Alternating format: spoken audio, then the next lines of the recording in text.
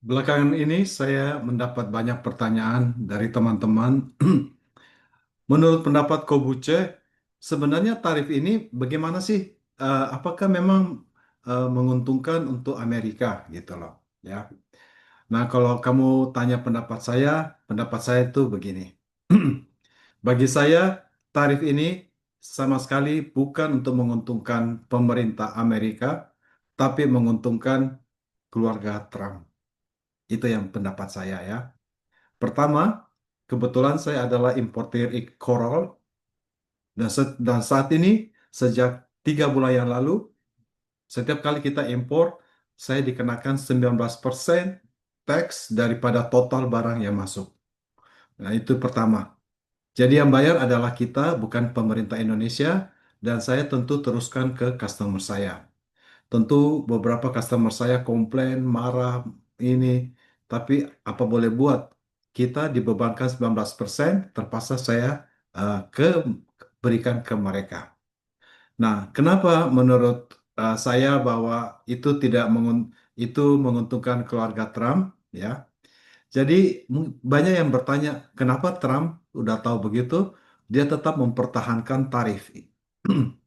Karena dengan tarif itu dia mempunyai upper hand.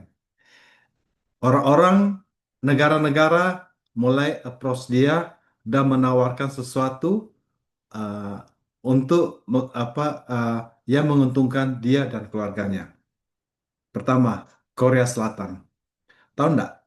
Mungkin banyak yang tidak tahu ya, bahwa Trump menerima replika mahkota emas dari Korea Selatan yang meniru mahkota dari Sheila kuno. Itu untuk Trump personally, pribadi.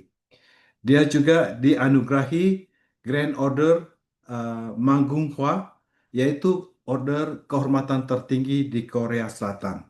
Ya, hadiah itu diberikan pada saat mereka pertemuan di APEC dan mereka melakukan negosiasi besar.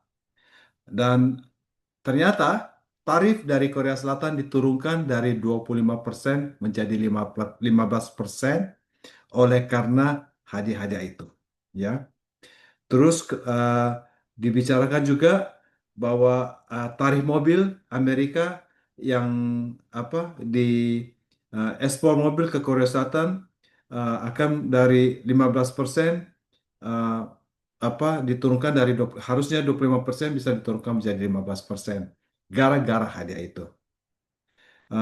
Terus yang kedua dari Swiss.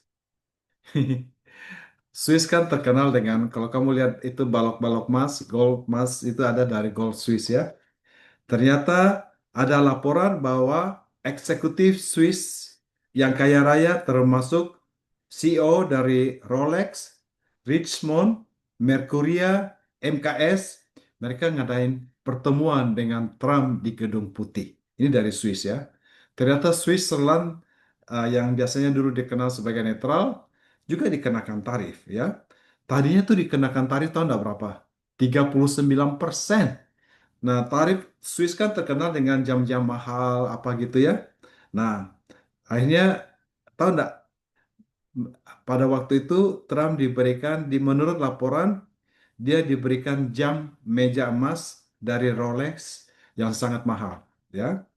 Juga saya dengar juga kalau tidak salah dikasih 1 kilogram balok emas ya. Juga dengan akhirnya dengan hadiah-hadiah itu Trump turunkan tarif itu dari 39% menjadi 15%. Ya. Kalau kamu bilang itu bukan korupsi, saya nggak tahu kamu mau sebut apa lagi. Itu korupsi benar-benar di depan mata kita ya. Jadi bukan untuk menguntungkan kita orang Amerika, penduduk Amerika, tapi menguntungkan kantong dia sendiri. Ya. Ada juga, eh, misalnya saya dengar juga di Vietnam, ya. Jadi pemerintah Vietnam waktu itu menyetujui proyek real estate senilai 1,5 miliar, 1,5 miliar bersama dengan Trump Organization untuk apa? Pembangunan lapangan golf, hotel, dan perumahan di Provinsi Hung Yen. itu dengan Vietnam, ya. Sebagai bagian dari hadiah itu negosiasi itu, tahu nggak Vietnam kasih turunkan dari berapa? Dia dari 46% menjadi 20%. Jadi Trump pakai tarif ini sebagai bargain untuk mendapat keuntungan bagi dia dan keluarganya, ya. Juga saya dengar, jadi apa keuntungan bagi daripada apa yang terjadi di masyarakat Vietnam? Konon ribuan petani di Vietnam kehilangan lahan untuk proyek karena mereka mereka sih dikasih tawarin kompensasi uang sekitar 12 dolar sampai 30 dolar per meter persegi plus pasokan beras, ya. Jadi dibelikan untuk dikasihkan ke Trump dan akibatnya tarifnya turun dari 46% menjadi 20%. Terus juga ada ini saya dengar dari eh, apa dari Qatar, ya. Kalau sudah dari Qatar ini kalian pernah dengar nggak mengenai pesawat kepresidenan katanya apa Air Force One yang diberikan ke Presiden Trump, ya.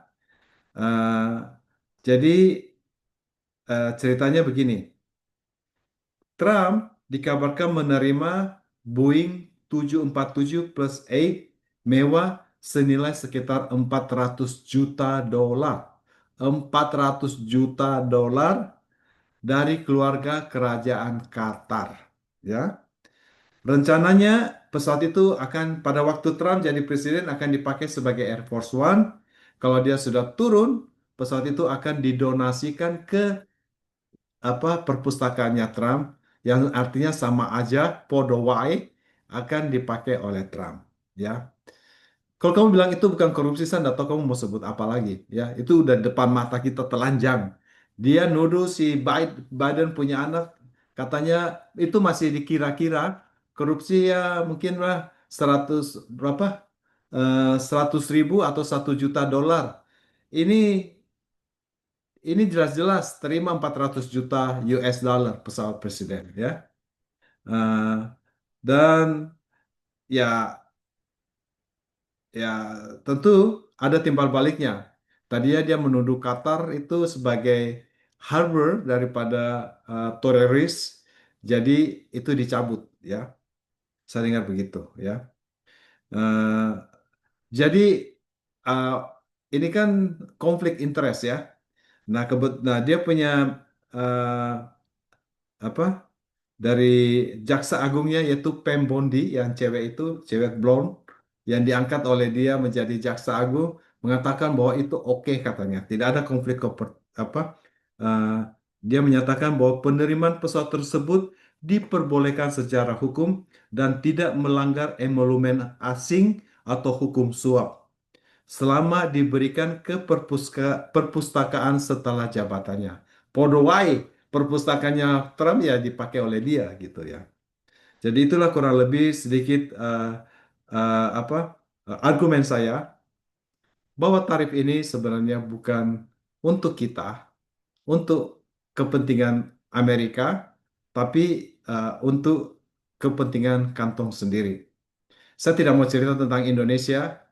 Mungkin karena Indonesia tentu waktu itu diturunkan, ya, kalau tidak salah dari 40% menjadi 19% sekarang. Jadi saat ini 19%, tapi tentu pemerintah Indonesia harus membeli beberapa pesawat Boeing dan seperti soybean apa gitu, ya, dari Amerika.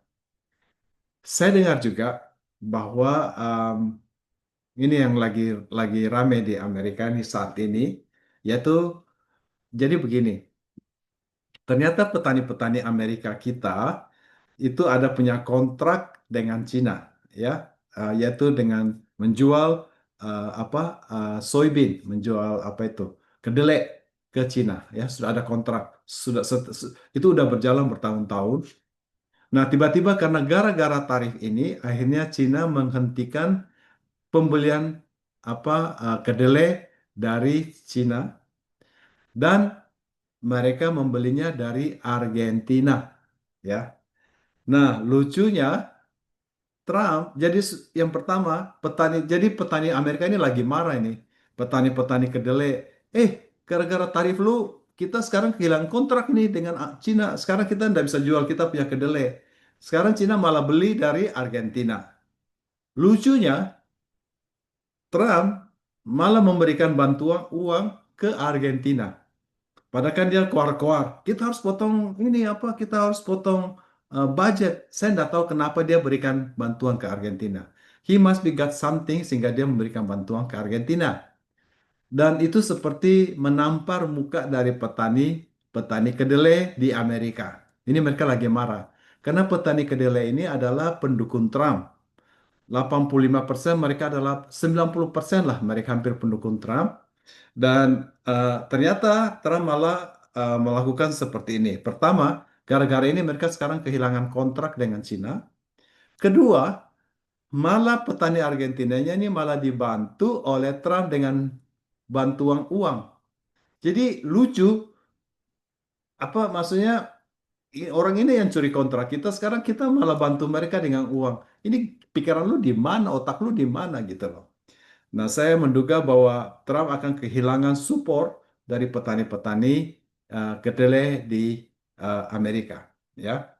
Ya itulah kurang lebih sedikit apa yang bisa saya share dari pendapat saya. Bahwa tarif ini tidak menguntungkan kita, tapi menguntungkan keluarga Trump. Itu pendapat saya. Terima kasih.